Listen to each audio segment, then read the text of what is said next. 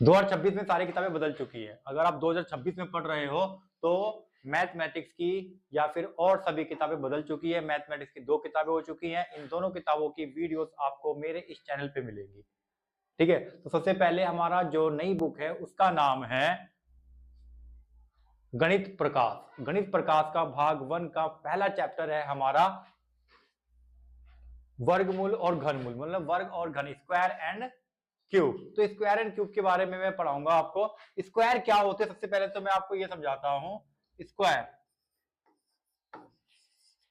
Square मतलब होता है वर्ग,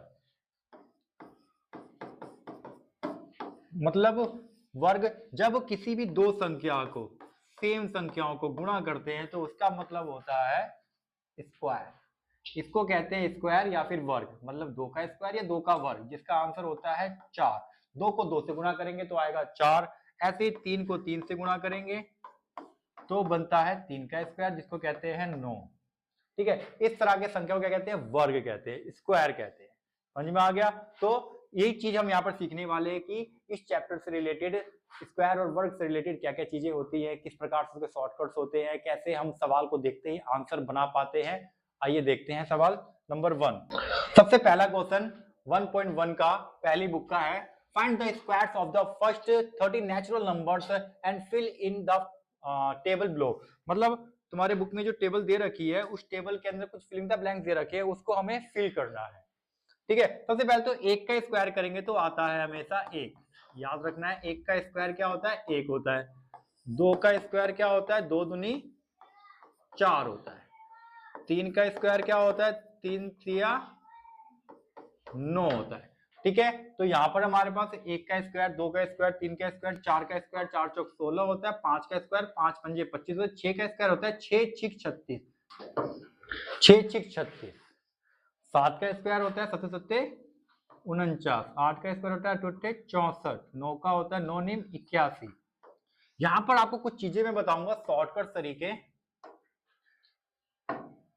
जैसे कि मेरे पास देखो शॉर्टकट, देखो शॉर्टकट क्या होता है। मान लो कि कोई संख्या है जिसके पीछे 5 आता है।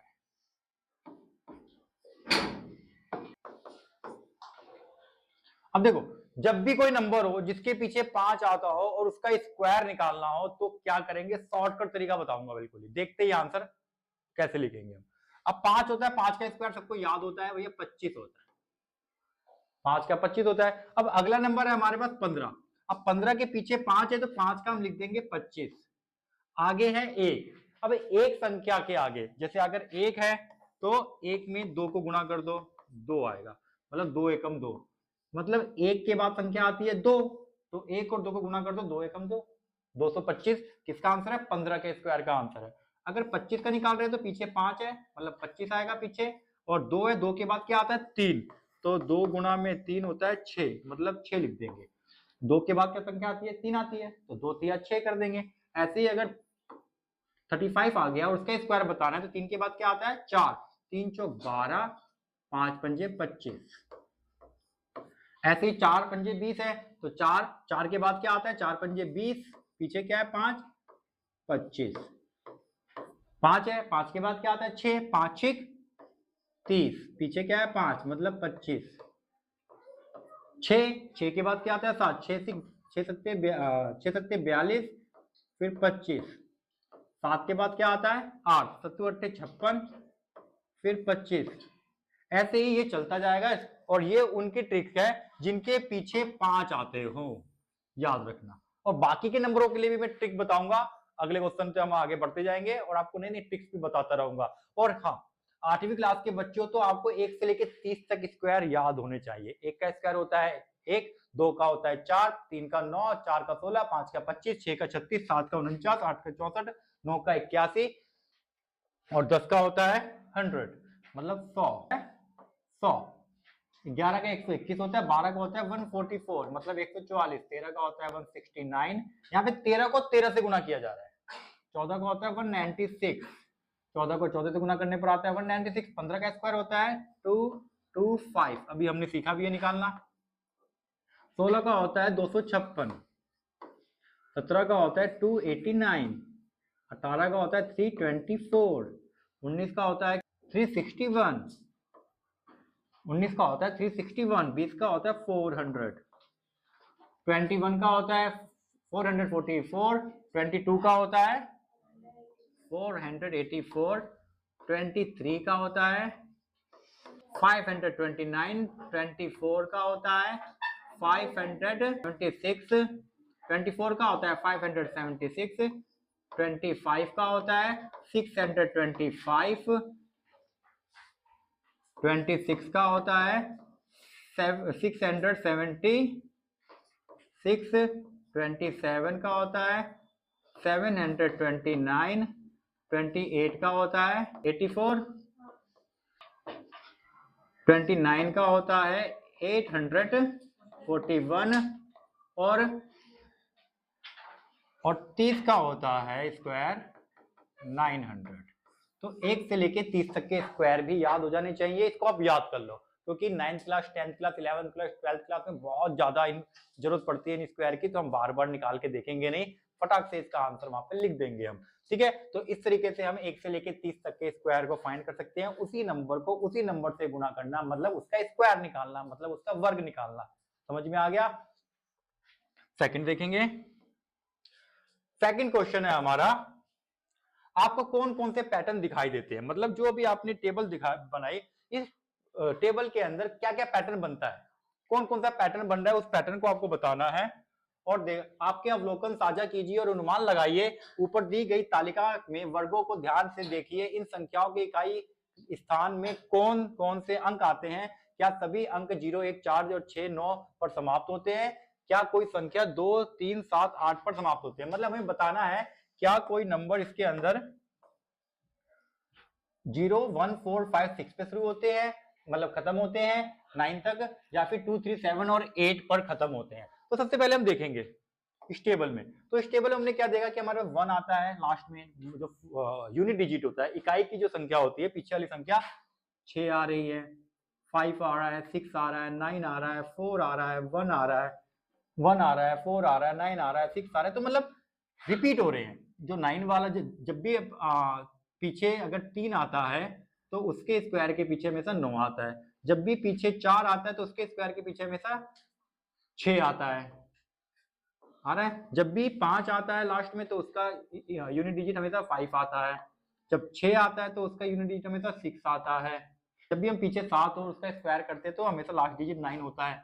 इसमें भी देखो 7 है, इसमें भी 9 है, इसमें देखो 7 है, इसमें भी 9 है। तो इसके अंदर हमें याद रखना है कि पैटर्न को जब हम देखते हैं तो हमें समझ में आता है कि जब पीछे की संख्या, अगर इकाई का अंक जो हमें स्क्वायर निकालना हो, उसके पीछे की संख्या, या कुछ भी हो सकता है, आगे कोई भी नंबर हो सकता है, यहाँ पे n लिख देता हूं मैं। अगर यहाँ पर 1 है तो उसके स्क्वायर के पीछे हमेशा 1 आएगा। जब भी 2 हो तो उसके पीछे हमेशा 4 आएगा, 3 हो तो 9 आएगा, 4 हो तो हमेशा पीछे 6 आएगा। ये मैं इकाई के अंक लिख रहा हूँ सिर्फ, बाकी के नंबर संख्या नहीं लिख रहा हूं मैं, आपको इस पैटर्न को समझना है। जब 5 हो तो हमेशा ही पीछे यूनिट डिजिट 5 आएगा। जब 6 हो तो हमेशा ही पीछे 6 आएगा। जब 7 हो पीछे तो हमेशा ही 9 आएगा। जब 8 हो पीछे तो हमेशा ही 4 आएगा, आगे कोई नंबर हो सकता है। 9 हो तो हमेशा ही 1 आएगा, और जब 0 हो तो हमेशा ही याद रखोगे कि डबल 0 ही आएगा। मतलब किसी भी स्क्वायर संख्या के अंदर जब हम किसी भी नंबर का स्क्वायर करते हैं 0 वाले का, तो वो अगर 1 0 है तो स्क्वायर में 2 0 होती है। जब यहाँ पे 2 0 होती है तो स्क्वायर में 4 0 होती है। सपोज दैट कि मैं 10 का स्क्वायर करता हूँ तो पीछे हमेशा ही डबल 0 आएगी, और अगर मैं 100 का स्क्वायर करता हूँ तो पीछे हमेशा ही 10,000 आएगा। तो ये जो स्क्वायर करते हैं ये हमेशा अपना दुगना हो जाता है, मतलब 2 है तो यहाँ 4 हो जाते हैं, अगर 3 हो तो 6 0 हो जाएगी, अगर 4 0 तो 8 0 हो जाएगी। तो हमेशा जो स्क्वायर होते हैं ये सारे के सारे हमारे स्क्वायर्स हैं। ठीक है, स्क्वायर में हमेशा पेयर में 0 आते हैं, 2, 4, 6, 8, 10, 12, 14, इस तरह से।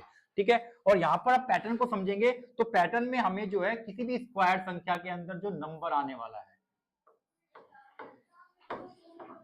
स्क्वायर में जो नंबर आता है वो या तो 1 होता है या फिर 4 होता है। किसी भी स्क्वायर संख्या के पीछे 1, 4, 5, 6 या 9 हो तो वो संख्या एक वर्ग संख्या होती है, वर्ग एक परफेक्ट स्क्वायर होता है। अगर उसके पीछे कभी भी इनके अलावा कोई नंबर आ जाए, जैसे 2, 3, 7, 8, अगर ये नंबर आ जाए, अगर कोई नंबर इन नंबरों पे खत्म होता है, जो कि यहाँ पे दिखा रखा है 2, 3, 7, 8, इन नंबरों पे खत्म होता है, तो वो कभी भी किसी भी संख्या के स्क्वायर नहीं होते हैं। आपके पेपर में अगर क्वेश्चन आता है कि 4 ऑप्शन दे रखे होते हैं, बताइए इनमें से कौन सा स्क्वायर संख्या नहीं है, तो हमें सब कुछ सॉल्व करके देखने की जरूरत नहीं है, हमें सिर्फ लास्ट डिजिट देखनी है कि 2, 3, 7, 8। अगर ये 4 संख्याएं वहां पर आती हैं तो वो कभी भी स्क्वायर संख्या नहीं होगी, और अगर पीछे की संख्या 1, 4, 5, 6, 9 होती है तो वो स्क्वायर संख्या होगी। तो इस पैटर्न से हमें ये समझ में आता है, तो आपको याद रखना है सिर्फ इतनी सी चीज। थर्ड क्वेश्चन पे जाएं।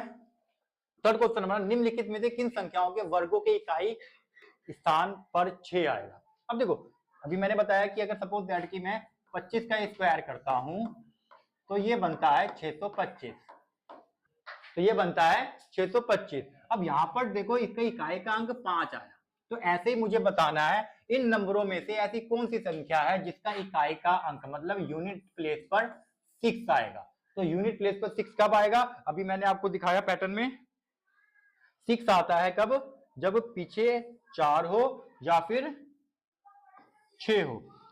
ठीक है, अगर देखो पीछे की संख्या 4 या 6 होगी, 4 और 6 होगी, तो उसका यूनिट डिजिट भी 6 होगा। तो हमें इन संख्याओं में देखना है कि इसका यूनिट प्लेस 4 है या 6 है। अगर इसका यूनिट प्लेस 8 है तो इससे 6 नहीं आएगा, क्योंकि इससे 4, इसका स्क्वायर में 4 आएगा, लेकिन इसका 4 है तो 4 वाले का यूनिट प्लेस जो होता है वो हमेशा ही 6 होता है। ठीक है, तो एक तो ये है हमारा, और जिसका 6 हो, 6 वाले का भी यूनिट प्लेस जो होता है मतलब इकाई का अंक हमेशा ही 6 होता है। इकाई 6 है तो इसका भी आ जाएगा, इसका भी आ जाएगा, इसका भी आ जाएगा, पर इसका नहीं आएगा। तो हमारे पास इसमें 4 ऐसे नंबर्स है जिनका स्क्वायर करने पे यूनिट प्लेस 6 आएगा। तो पीछे की संख्या 4 है और 6 है, जिनके भी पीछे की संख्या 4 और 6 होगी उसका यूनिट प्लेस हमेशा ही 6 होता है। समझ में आ रहा है ना। ठीक है, तो ये हमारा सॉल्व हो गया है। ये दोनों में 6 नहीं आएगा और इसमें नहीं आएगा, बाकी सब में 6 आएगा। तो हम इसको लास्ट डिजिट से भी पता कर सकते हैं, पूरा स्क्वायर करने की जरूरत नहीं होती। फोर्थ क्वेश्चन है हमारा, find the more such pattern by observing the numbers and their squares from the table you filled earlier. आपके द्वारा पहले भरी हुई तालिका से संख्याओं और उनके वर्गों को देखकर भी एक पैटर्न खोजिए। तो इस पैटर्न के लिए जो मैंने अभी सेकंड क्वेश्चन में बताया था, इसी पैटर्न को आपको यहां पर बता देना है। ठीक है, तो इसके लिए आप सेकंड क्वेश्चन के अनुसार कर सकते हो। वो सारी बातें आपको याद रखनी है जो मैंने क्वेश्चन नंबर सेकंड में बताई है। ठीक है, फिर से मैं समझा देता हूं। अगर पीछे की संख्या हमारी 1, 2, 3, 4, 5, 6, 7, 8, 9 और 0 आए तो एक वाले पे 1 आता है, इकाई का अंक मतलब यूनिट प्लेस। मैं सिर्फ यूनिट प्लेस की बात कर रहा हूं, आगे संख्याएं हो सकती हैं। जब इसका स्क्वायर करते 2 का 4 आता है, 3 का 9 आता है, 4 का मतलब 16 आता है मतलब 6, 5 का 25, 6, 49, 64 का 4, 81, और जब भी 0 आएगा तो उसकी डबल 0 ही होती है। तो 1, 4, 5, 6 और 9 या फिर डबल 0। अगर यूनिट डिजिट में कभी भी किसी का भी स्क्वायर करते हैं तो उनका यूनिट प्लेस हमेशा इस तरीके से ही होगा। ठीक है, याद रखना है। क्वेश्चन नंबर 5, यदि किसी संख्या के अंत में 3 शून्य हो तो उसके वर्ग के अंत में कितने शून्य होंगे। तो सवाल ने पूछा है if number contains 3 zeros eight the and, किसी भी संख्या के पीछे अगर 3 जीरो हो तो उसके स्क्वायर के पीछे कितनी जीरो होंगी। अभी मैंने बताया अगर ये 3 है तो फिर 6 जीरो हो जाएंगी। ठीक है, तो उसके पीछे शून्य होंगे। ठीक है, तो अगर 2 जीरो होती तो 4 शून्य होते, मतलब 4 जीरो होती, और अगर 4 जीरो होगी तो 8 जीरो आएंगे उसके वर्ग में। ठीक है, question number next, what do you notice about the number of zero at the end of a number and the number of zeros at the end of its square, will this always happen. Can we say that square can only have an even number of zeros at the end? Yes, किसी भी संख्या के अंत में शून्य की संख्या और उसके वर्गों के अंत के शून्य की संख्या के बराबर बारे में आप क्या देखते हैं? क्या यह हमेशा ऐसा ही होगा? क्या हम कह सकते हैं कि वर्ग संख्याओं के अंत में हमेशा सम संख्या ही होंगी? बिल्कुल। देखो सम संख्या क्या होती है कि अगर एक जीरो आ रही है तो ये ऑड है, जैसे कि 10 है, 10 के पीछे एक जीरो आ रही है मतलब ये ऑड मानी जाएगी। अगर डबल जीरो आ रही है तो वो इवन है, मतलब विषम मतलब सम।